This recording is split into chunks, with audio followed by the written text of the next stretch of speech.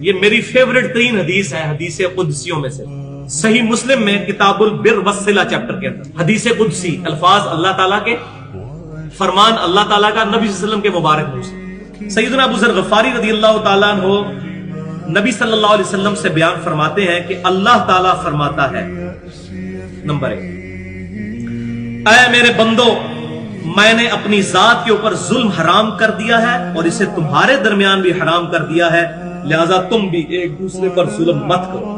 Number 2، اے میرے بندو، تم سب گمراہ ہو سوائے اس کے کہ جسے میں ہدایت دوں، تم مجھ سے ہدایت طلب کرو، میں تمہیں ہدایت عطا کروں گا۔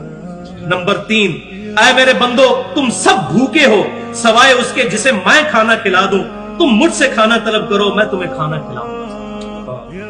نمبر 4، اے میرے بندو، تم سب ننگے ہو سوائے اس کے جسے میں لباس پہنا دوں، تم مجھ سے لباس مانگو، میں تمہیں لباس دوں گا۔ نمبر 5، اے میرے بندو، تم رات دن خطا کرتے رہو اور میں ہی تمہارے گناہوں کو بخشوں گا، تم مجھ سے مغفرت طلب کرو، میں تمہاری مغفرت کروں گا۔ نمبر 6، اے میرے بندو، تم میرے نقصان تک نہیں پہنچ سکتے، تم مجھے کوئی نقصان نہیں پہنچا سکتے، نہ تم مجھے کوئی نفع دے سکتے ہو اور نہ میرے نفع تک پہنچ سکتے ہو۔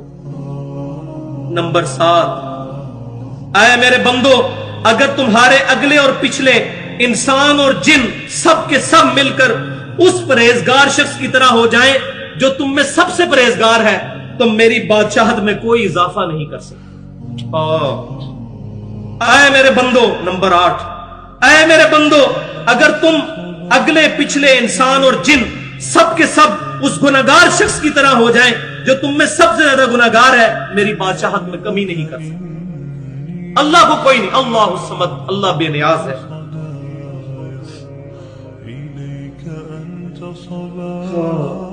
نمبر 9، اے میرے بندو، اگر تمہارے اگلے اور پچھلے انسان جنات سب کے سب مل کر ایک میدان میں اکٹھے ہو جائیں اور مجھ سے سوال کرے تو ان میں سے ہر ایک کو اس کی خواہش کے مطابق عطا کروں گا، میرے خزانے میں اتنی کمی بھی نہیں آئے گی جتنی ایک سوئی کو سمندر میں داخل کرنے سے۔ اور نمبر 10، اے میرے بندو، یہ تمہارے ہی اعمال ہیں جنہیں میں نے تمہارے لیے محفوظ کر لیا ہے۔ کتنا قدردان ہے اللہ، ہمارے اعمال محفوظ کرتا ہے، قیامت والے دن جزا دے گا۔ اے میرے بندو، یہ تمہارے ہی اعمال ہیں، دیکھیں کتنا قدر شناس ہے۔ اور بندے کو کیا کہنا چاہیے؟ اللہ تیرا فضل ہے، اور اللہ تعالیٰ بندے کی تعریف کر رہا ہے۔ اے میرے بندو، یہ تمہارے ہی اعمال ہیں جنہیں میں نے تمہارے لیے محفوظ کیا، اور پھر میں تمہیں ان کا بدلہ عطا کروں گا، لہذا جو شخص بہتری پائے وہ اللہ کی حمد کرے، جو شخص بہتری پائے اللہ کی حمد کرے۔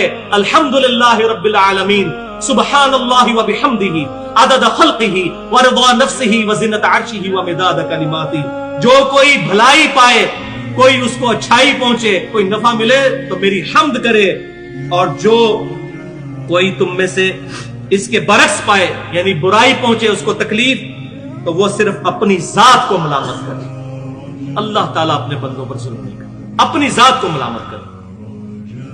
تو اللہ تبارک و تعالیٰ ہمیں کتاب و سنت کی تعلیمات پر عمل کرنے کی توفیق عطا فرمائے۔ اللہ تبارک و تعالیٰ اپنے نیک اور محبوب بندوں کا قیامت والے دن ہمیں ساتھ نصیب فرمائے۔